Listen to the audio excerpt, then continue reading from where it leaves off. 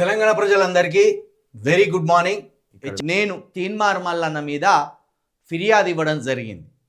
ఆయన ఇప్పటికే నా మీద 5 కేసులు పెట్టినప్పటికీ ఇప్పటి వరకు నేను ఆయన మీద ఎలాంటి చర్యలు తీసుకోలేదు. నేను ఒక మాదిగ వారి వ్యక్తినైనప్పటికీ కూడా ఏనాడు కూడా నా కులం గురించి చెప్పుకోకుండా ఓన్గా ఫైట్ చేసిన 5 సంవత్సరాలైన మీద. కానీ ఆయన అదే అదునుగా భావించి ప్రతిసారి నా మీద దాడి చేయించడమో లేకపోతే ఆయన నా మీద కేసులు పెట్టి నన్ను ఇబ్బందులు పెట్టే ప్రయత్నం చేస్తున్నాడు. కాబట్టి ఇక తిరిగి దెబ్బ కొట్టకపోతే తప్పదనే ఓ ఆలోచనతోటి నిన్న టీడీఎంఏ సభ్యులమందరం తెలంగాణ డిజిటల్ మీడియా అసోసియేషన్లో ఉన్న డిజిటల్ జర్నలిస్టులు అందరం కలిసి హెచ్ఆర్సీకి వెళ్ళి ఆయన మీద ఫిర్యాదు చేయడం జరిగింది.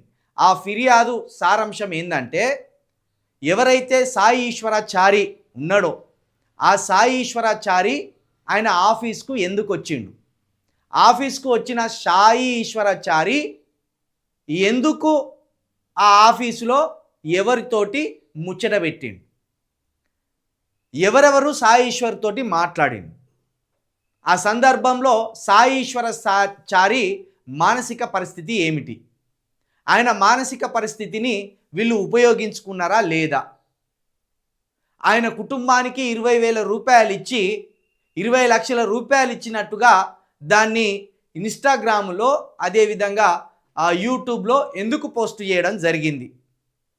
ఆ పోస్ట్ చేసిన వీడియోను డిలీట్ చేయమని ఇదే సాయి ఈశ్వరాచారి ఎన్ని రోజులు ఇదే తీన్మార్ మల్లన్న ఆఫీస్ చుట్టూ తిరగడం జరిగింది. ఆయన ఆఫీస్ చుట్టూ తిరుగుతున్న సందర్భంలో ఆయన ఆఫీసులో లేనని ఎన్నిసార్లు చెప్పిండు. చివరికి ఆఫీస్ వచ్చిన ఆయనకు వీళ్ళు ఏమని ఎక్కించిండ్రు, ఆయన ఎక్కించిన దాన్ని ఏ విధంగా తీసుకొని ఆత్మహత్యకు పాల్పడ్డాడు. ఇవన్నీ కూడా నిగ్గుదేల్చి ఇందులో దోషులు ఎవరు, ఇందులో నిందితులు ఎవరు అనేది తేల్చాలని హెచ్ఆర్సీ దగ్గర టీడీఎంఏ ఆధ్వర్యంలో నేను చిలక ప్రవీణ్ అయిన నేను నా పేరు మీద ఒక ఫిర్యాదు ఇవ్వడం జరిగింది. దీనికి నిన్న 50 మంది డిజిటల్ మీడియా జర్నలిస్టులు కూడా హాజరవ్వడం జరిగింది. మరొకసారి అంటున్నాం, తీన్మార్ మల్లన్న ఆఫీస్ ముందటే ఆయన ఎందుకు ఆత్మహత్య చేసుకున్నాడు. తీన్మార్ మల్లన్న ఆఫీస్ ఏమో సెక్రటరేట్ కాదు, సీఎం క్యాంప్ ఆఫీస్ కాదు, గవర్నర్ భవన్ కాదు, లేదా పెద్ద చౌరస్తా కాదు, లేదా అదేం ప్రజలకు ఉపయోగపడే అడ్డా కాదు. కానీ అక్కడే ఆయన ఎందుకు ఆత్మహత్యకు పాల్పడ్డాడు.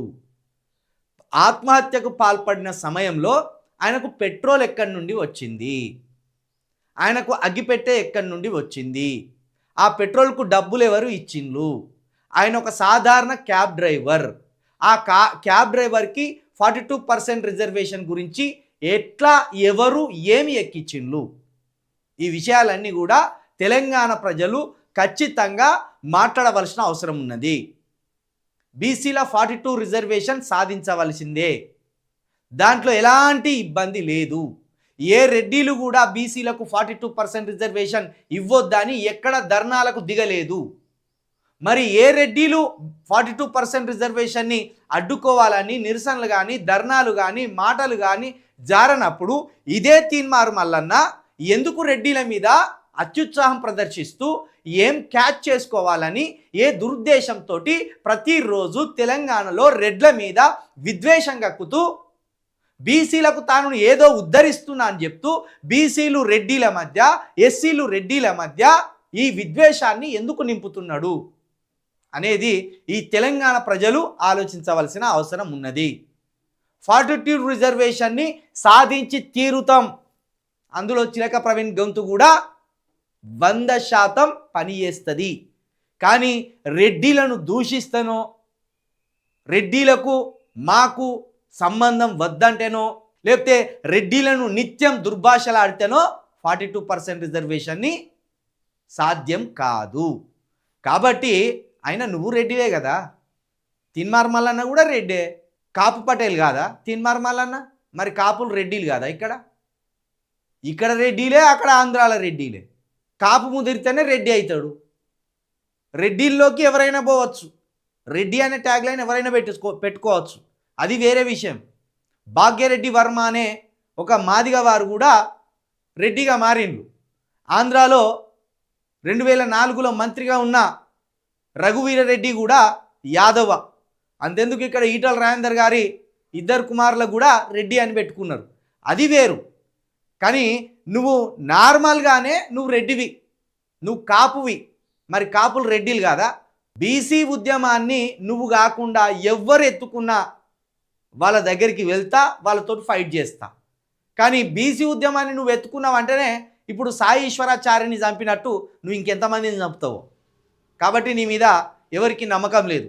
ఇప్పటికే నీ క్రెడిబిలిటీ అనేది తెలంగాణలో మొత్తం అడుగంటిపోయింది. 6 నెలలుగా నీ మీద చర్చ లేదు. అందుకే నువ్వు సాయి ఈశ్వరాచారి ప్రాణాన్ని బలికొన్నావు, దొంగ. కాబట్టి తీన్మార్ మల్లన్న అనేటైన బీసీ కాదు. దీన్ని నేను ఎక్కడికి వచ్చి మాట్లాడమన్నా అక్కడికి వచ్చి మాట్లాడతా. నువ్వు బీసీవా చెప్పు, నువ్వు బీసీవి కానే కాదు. కాబట్టి ఇక తీన్మార్ మల్లన్నకు రోజులు దగ్గర పడ్డాయి. అందుకే టీడీఎంఏను గీకిండు, గోకిండు. చిల్కా ప్రవీణ్ ఇన్ని రోజులు పోనీలే వాడో జెండా కింద ఉన్నాడు, మనమో సిద్ధాంతం కింద పనిచేస్తున్నాం అని వదిలిపెడతా అంటే కూడా నా మీద దాడులు చేపించడం, నా మీద కేసులు పెట్టడం. ఇప్పుడు ఉంటుంది నీ షెడ్డి జారిపోతే చూడు, నీ షెడ్డి జారిపోవాలి చూడిగా. నేను వాడు బట్టతలోడు ఉంటాడు చూడు, వాని దగ్గర ఊరికే క్యాబ్ పెట్టుకునే వార్తలు చదువుతాడు వాడు బట్టతలోడు. తీన్మార్ మల్లన్న మీద పెద్ద కుట్ర అంటాడు వాడు. బొచ్చుగాడు, నువ్వు బొచ్చుగాడు, నీ మీద కుట్రలు పడతారా? అరే బట్టతల విధవా, టోప్ పెట్టుకున్నాడా నిన్నే? మరి నువ్వు పెట్రోల్ పోసుకొని సావపోయినవురా? నువ్వు వాడు ఇద్దరు ఒకటే కులం కదా. సావవలసిందేమో చారీలా, సావవలసిందేమో నికర్స్ అయిన బీసీలా. మీలాంటి ఫేక్ బీసీలేమో వార్తలు చదువుకుంటా ఇంట్లో కూర్చుంటారా? మీరు చావుర్రి ముందు. బీసీల 42% రిజర్వేషన్ కోసం ముందు వాడన్న చావాలి, నువ్వన్న చావాలి. పెద్ద కుట్ర అట తీన్మార్ మల్లి మీద, పెద్ద కుట్ర. ఎంత ఉన్నది? పెద్ద బొక్కు ఉన్నదా కుట్ర? గావాని మీద కుట్ర పట్టే అంత అవసరమే ఉన్నదిరా బాబు. 100 కోట్లు మన దగ్గర ఉన్నాయి, ఆ 100 కోట్లు గులగుల పెడతాన్నాయి. అందుకే రోజుకొని చంపుకుంటూ పోవాలని చూస్తున్నాడు. బీసీల 42% రిజర్వేషన్ విషయంలో చాలా నిబద్ధతగా పనిచేస్తున్నాం. చిలుకా ప్రవీణ్ అయిన నేను గ్రౌండ్ వర్క్ చేస్తున్న ఆ విషయంలో. విశారదన్ మహారాజ్ గారు గ్రౌండ్ వర్క్ చేస్తున్నారు, చిరంజీవులు గారు గ్రౌండ్ వర్క్ చేస్తున్నారు, జస్టిస్ ఈశ్వరయ్య గారు గ్రౌండ్ వర్క్ చేస్తున్నాడు. వీడొక్కడే యూట్యూబ్లో రోజు మొత్తుకుంటున్నాడు. కాబట్టి రెడ్డిల మీద దుమ్మెత్తిపోస్తే 42% రిజర్వేషన్ సాధ్యం కాదు. రెడ్డిలను తిట్టవలసిన అవసరమే ఉన్నది దానికోసం. రెడ్డిలు శూద్రులేనా? ఇక్కడ బ్రాహ్మణ సిద్ధాంతం ప్రకారం రెడ్డిలు ఇక్కడ అంటరాని వారేనా? ఏదో ఓసీల్లో ఉన్నంత మాత్రాన వాళ్ళు అగ్రవర్ణం కాదు, ఆధిపత్య కులం మాత్రమే. వాళ్ళు పాలక వర్గంగా ఉన్నారు అంతే. అదే అర్థం చేసుకోవాలి. దాని ప్రకారం చూస్తే నువ్వు కూడా ఆధిపత్య కులమే కదా, నువ్వు కూడా పాలక వర్గమే కదా. పటేళ్ళు పాలకులే కదా. ఇక్కడ 200 ఏళ్ళుగా గ్రామాలను పీడించుకట్టినది పటేళ్ళు కాదా?